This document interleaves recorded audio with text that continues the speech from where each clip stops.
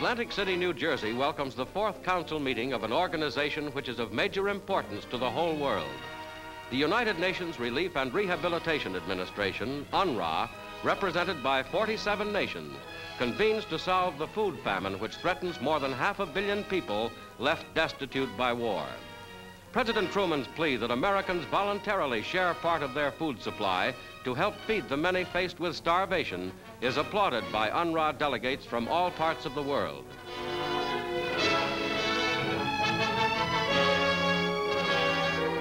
UNRRA's retiring Director General, Herbert H. Lehman, who will be succeeded by former New York Mayor LaGuardia, speaks for brotherhood among nations. The basic problems of understanding between men and between nations exist today, as certainly as they existed generations ago. UNRRA has now given the first simple proof that this understanding can be attained. Now let the leaders of the United Nations profit by that experience and lead their peoples to a world of peace and security.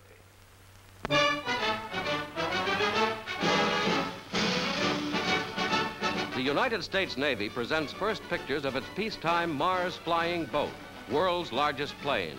Designed for cargo, it lifts the greatest weight and has the longest range, and is the Navy's successor to its wartime Mars, which supplied the far-flung Pacific outposts. The Marshall Mars is the first of 4 such giant cargo craft destined for service with the Navy's Air Transport Service.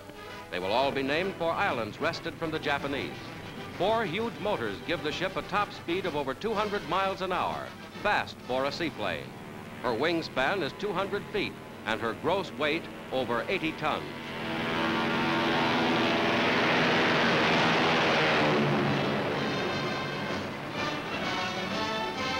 Carrying more gas than a large railroad tank car, she's off to the Hawaiian Islands on the first leg of regular flights to the Philippines.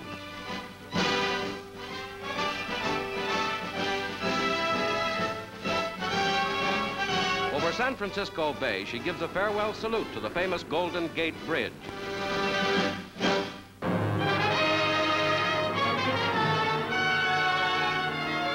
At Wichita, Kansas, in the very center of the United States, the housing problem brings out a circular dwelling built of aluminum and plastics.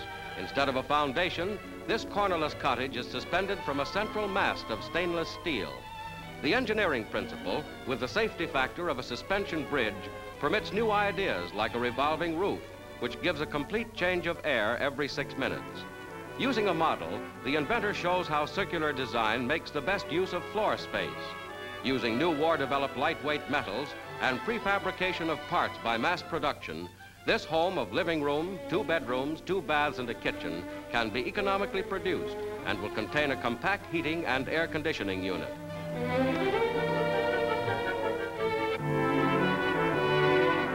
House hunters find many pleasant surprises.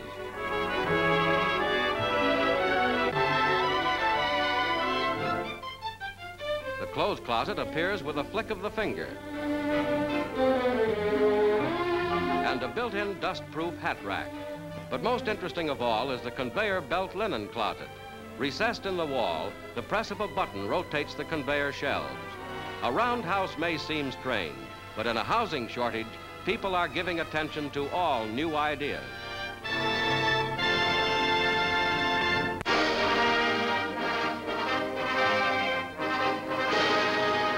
Steaming north, bound for polar seas, the aircraft carrier Midway is on Arctic maneuvers.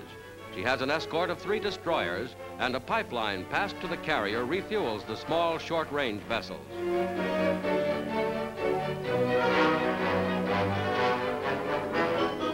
The planes are covered against the cold.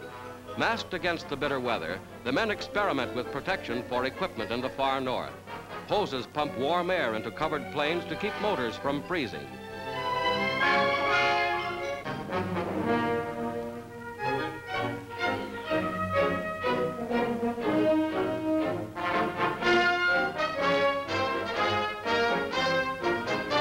Bitter winds whip and lash at the vessel.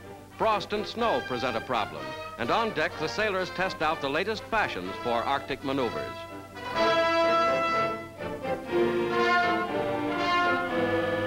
A mechanical brush sweeps clear the flight deck for the plane takeoffs.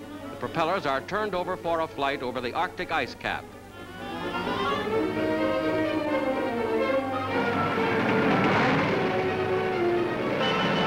Special cables are attached to the planes which take off with the aid of catapult equipment.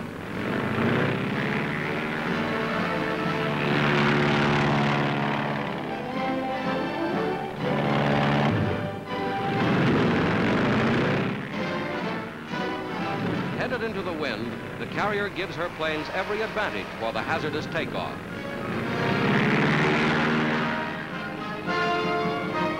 Admiral Cassidy, commander of the task force, scans the nearby polar ice pack over which his planes are flying in the first tests of modern carriers against the biting cold of the Arctic.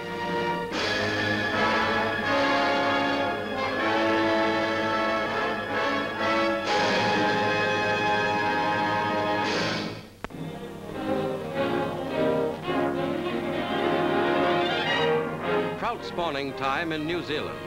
Government laboratory experts come to collect eggs to keep lakes and streams stocked with fish. Catching the trout comes first. Neatly netted, the fish are tipped into a box, are stripped of their eggs, and then released. Trout eggs, few of which would hatch under normal conditions. At the government hatcheries, the eggs show first signs of life, the eyes which show as black spots. And this is how the trout look when first hatched. The yolk sacs remain attached until they can feed by mouth.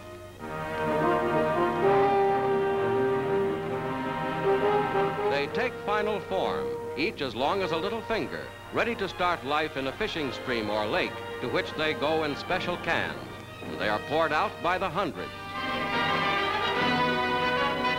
They'll grow up into specimens like these to provide sport and food for the fishermen.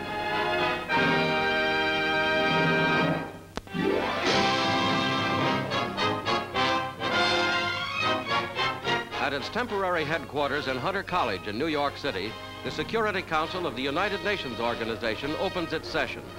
The delegates arrive at the Hunter College campus for this historic event, inaugurating UNO's permanent residence in the United States.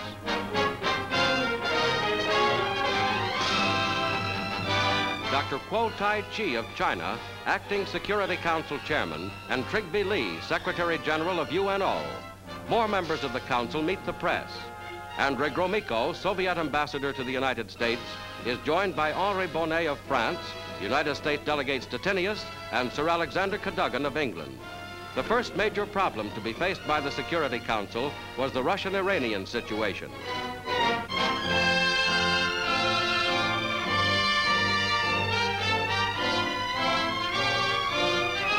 Secretary of State James Byrnes insisted that the Russia-Iran controversy be taken up immediately by the Council. The few spectators from the general public for whom seats are available file in to watch the machinery of international unity begin to function. In the newly decorated chamber, before an audience composed mainly of invited world officials and newsmen, the first session of the Council is recorded by newsreel cameras. The 11 members of the Security Council have as their duty the preservation of world peace.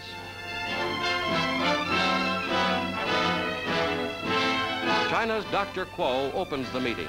He will preside during the first month. Expressing the hopes and will of millions of people in all nations, Secretary of State Byrnes addresses the Council. On all the members of the United Nations, there rests the duty to cooperate with the Council in order to enable it to meet its responsibility. They must be willing freely and frankly to discuss their grievances before this Council. Questions affecting the peace of the world must not be treated as questions of honor which cannot be discussed.